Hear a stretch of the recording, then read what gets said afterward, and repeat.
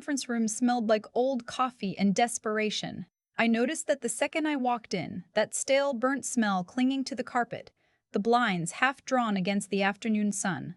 My brother was already seated across from me. He didn't look up. He was picking at the corner of his thumbnail like he always does when he knows he's done something wrong.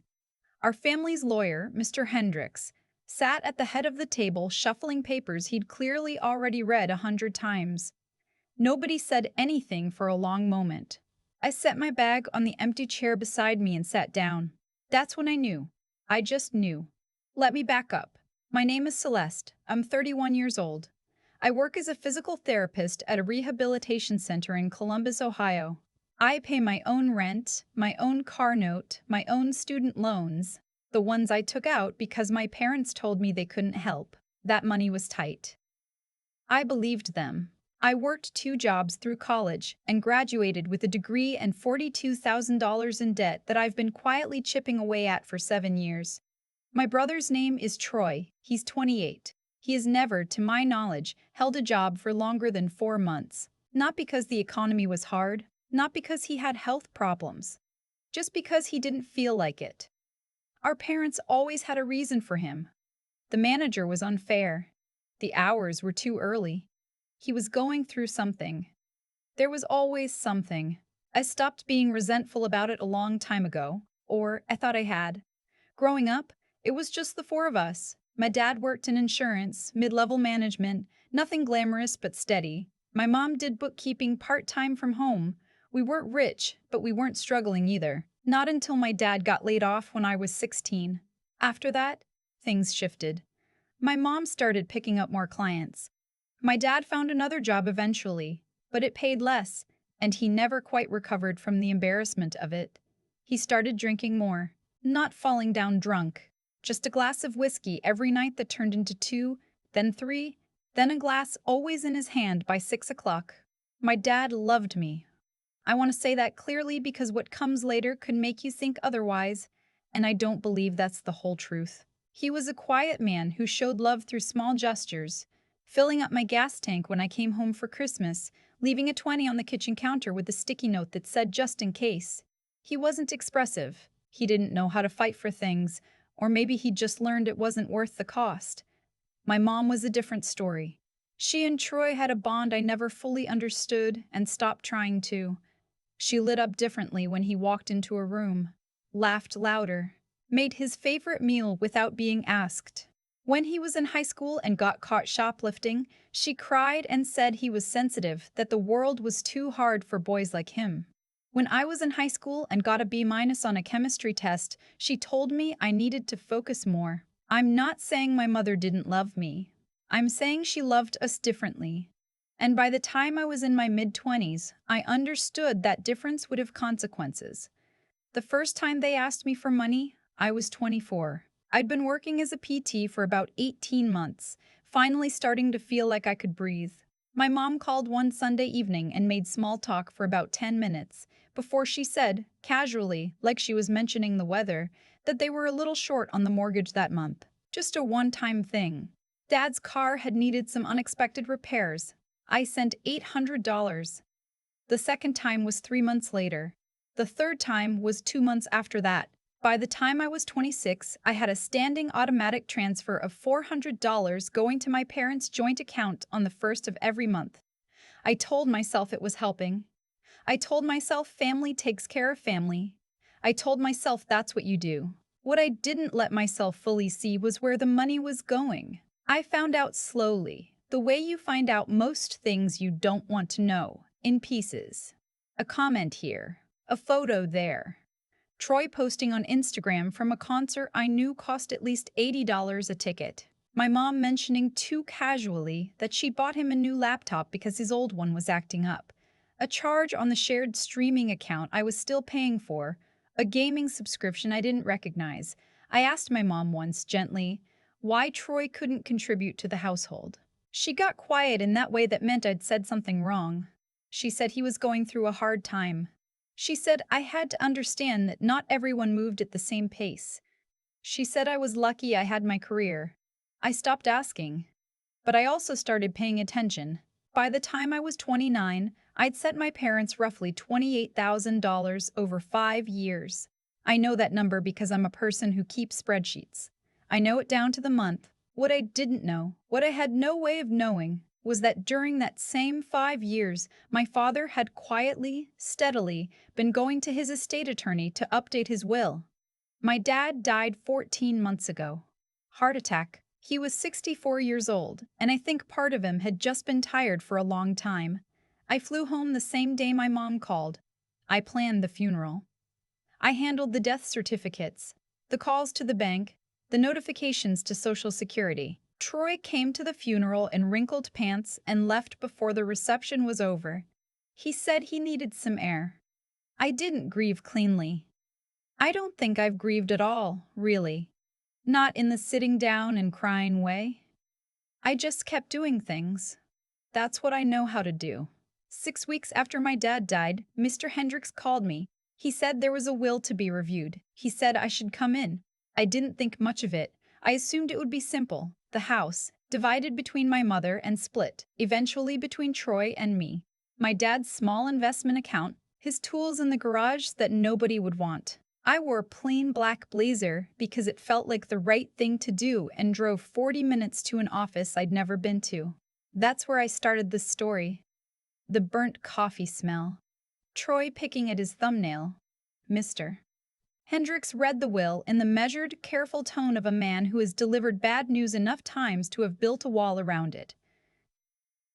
I sat with my hands folded in my lap and listened. My father left the house to my mother, which made sense. He left his investment account, about $47,000, to Troy. He left his truck to Troy. He left the contents of his workshop to Troy. There was a small life insurance policy I didn't know about, $25,000. That went to Troy. There was a line that mentioned me. It said, "To my daughter Celeste, I leave my love and my gratitude for her strength. My love and my gratitude for her strength." I read it twice because I thought I'd misunderstood. I had not misunderstood. I looked up from the paper. Troy was still staring at the table. My mother had her hands folded in her lap. She didn't look at me either. Mr. Hendricks shuffled his papers again. "Do you have any questions?" he asked. I had about 1,000 questions. I didn't ask any of them. I picked up my bag, thanked Mr. Hendricks quietly because that's what I do. I'm always quiet, I'm always composed, and I walked out to my car. I sat in the parking lot for 22 minutes. I know because I watched the clock on my dashboard the whole time. I wasn't crying. I wasn't even angry yet. I was just doing the math. $28,000 over 5 years. Monthly transfers that had been pulling from my account like clockwork while my parents apparently decided formally, with a lawyer, on paper, that none of it meant what I thought it meant, that I would receive nothing, that my love and my strength were sufficient inheritance. I drove home. I opened my laptop. I logged into my bank's online portal and I canceled the automatic transfer. $400 a month, gone in about 30 seconds. Then I sat back and I thought about what else I was paying for. I was still on the family phone plan. I'd been paying my own line plus contributing to the base plan for years. I removed myself and switched to my own individual account, the streaming services. I changed the passwords. The Amazon household I'd shared with my mother and used to quietly cover her Prime membership. I removed her from the account. I did all of this in about 45 minutes, methodically. No anger, just clarity. Then I went to bed. I want to be honest, I didn't feel righteous. I didn't feel victorious. I felt hollowed out in a way I hadn't expected. Like something I'd been building for years. Some story I'd told myself about my family, about what I meant to them, had just quietly collapsed. There was no explosion, just the sound of something falling inward. I went to work the next morning. I did my sessions. I came home. I ate dinner. I didn't hear from my mother or Troy for 3 weeks. Then my mother texted me on a Tuesday night at 8:47 p.m. "The mortgage is due Friday. Can you help out this month?" I stared at the message for a long time. Not because I didn't know what to say. I knew exactly what to say. I was just making sure I meant it. I typed back 2 words. "I can't." She called within 4 minutes. I let it go to voicemail. She called again. Voicemail. See, third time, I picked up. Celeste. What do you mean you can't? This is your family. I know, I said. I'm sorry, Mom. I can't help with the mortgage. Troy doesn't have, he's going through things right now. I can't do this alone. I didn't say anything about the $47,000 Troy had just inherited. I didn't bring up the truck or the life insurance or the 5 years of transfers that had apparently earned me love and gratitude. I just said, very quietly, I know this is hard, but I can't contribute to the mortgage anymore. She went silent. Then she said, I don't understand you. I know, I said again. I'm sorry. We hung up. My hands were steady. That surprised me. Troy called 2 days later. I'll give him credit. It was the most words I'd heard from him in months. He told me I was being selfish. He told me family wasn't a transaction. He told me Mom was stressed and that it was my job as the older sibling to step up.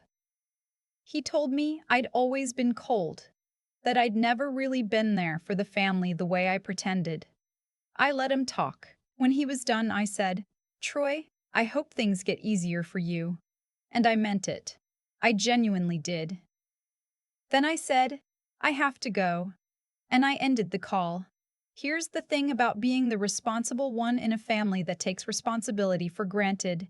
You become invisible in a very specific way. People see your output, the money, the planning, the logistics, but they don't see you. They see a function, not a person. And when the function stops, they're not grieving a person. They're grieving a convenience.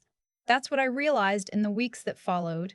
My mother's calls were about the mortgage, about the utilities, about Troy needing car insurance. Not once did she call to ask how I was doing. Not once did she mention that losing Dad had been hard on me too, that I might be grieving. It was always about what I could provide. My aunt, my dad's sister, Roxanne, reached out to me about 2 months after the will reading. She'd heard through family channels that I'd been cut out. She was livid. She wanted to know if I was going to contest the will. She said she'd support me, that it wasn't right. I thought about it. I talked to an estate attorney for about an hour. She told me I could potentially challenge based on undue influence, the argument being that my mother had influenced my father's decisions over a long period. But she also told me it would be expensive, emotionally draining, and uncertain. The will was properly executed. My father had been of sound mind. My father had been of sound mind. That part stayed with me longest. He knew what he was doing. He sat in that office with Mr. Hendricks and he made choices. I think about the kind of pressure that must have surrounded those choices. My mother's voice, her certainty, the way she always managed to make Troy's needs feel like emergencies and my stability feel like a given. I don't think my dad was cruel. I think he was tired and he took the path of least resistance, and I was the one who paid for it. I chose not to contest the will, not because I wasn't hurt, not because I thought it was fair, but because I had finally, for the first time in my adult life, stopped spending my energy on people who had decided my energy wasn't worth returning. I blocked Troy's number, not in anger, just in self-preservation. I kept my mother's number unblocked, but I stopped answering her calls. Every few weeks, she sends a text, a bill, a request, once a photo of something broken in the house with no caption. I don't respond.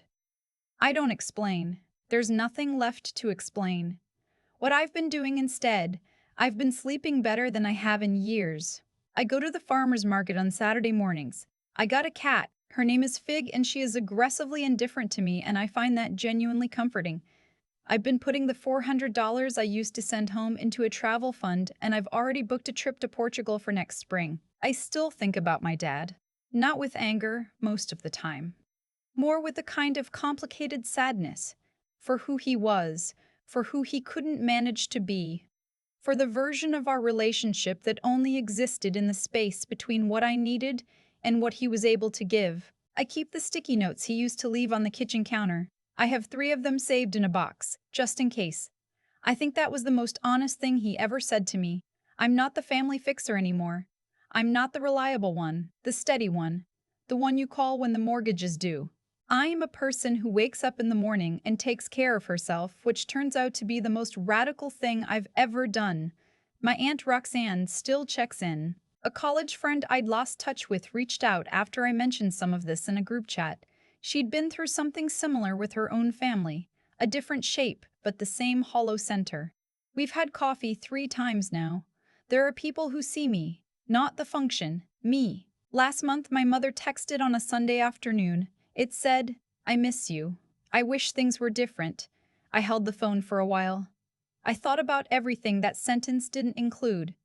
No acknowledgement, no apology, no recognition of what had happened or why. Just the wish that things were different, as if different was something that fell from the sky and not something that required someone to actually change. I put my phone down and went back to what I was doing. I was reading a book. The sun was coming through the window. Fig was asleep on the armchair. Things are different. They just aren't different in the way she meant. And for the first time in a very long time, I'm okay with that. If you're watching this and you know that feeling, the specific exhaustion of being the one who holds everything together for people who have never once asked if you need to be held, I want you to know, letting go isn't giving up. It's not cold. It's not selfish. It's not a failure. Sometimes letting go is just finally deciding that your life belongs to you. That's all I've got. I'd love to know, where are you watching from? Drop it in the comments, and if any part of this story felt familiar, I hope you're somewhere safe and somewhere honest. I'll see you in the next one. I've been thinking a lot about the word strength lately, how it gets used as a compliment when what people actually mean is, you are useful and you don't complain. My father wrote it in his will, my love and my gratitude for her strength. And for a long time, I held that sentence and turned it over, trying to find the warmth in it. Mostly what I found was the shape of something he couldn't say out loud. That I had carried things. That he knew. That he let me keep carrying them anyway. That's not a condemnation. It's just what it was. Here's what I've come to understand about the way my family worked, and maybe about families like mine in general. When one person is reliably responsible, everyone else is quietly relieved of the burden of being responsible. It doesn't happen through a conversation or a decision. It just happens, gradually, the way a river cuts through rock, not through force, but through repetition. I was the river. I kept showing up, kept faying, kept solving. And the rock just let me. The $28,000 I sent home over 5 years wasn't just money. It was the physical evidence of a story I'd told myself. That if I gave enough, contributed enough, showed up enough, eventually the scales would balance. Eventually, I would matter in the ledger the same way Troy did. I was wrong, and the hard part isn't even that I was wrong. The hard part is that I kept choosing the story over the evidence, month after month, transfer after transfer, because the alternative meant admitting something I wasn't ready to admit. What changed me wasn't the will. It was the moment after, sitting in that parking lot, watching the clock. No one called to check on me. No one texted. The room had just delivered the most painful information of my adult life, and the two people who were supposed to love me most walked out without looking back.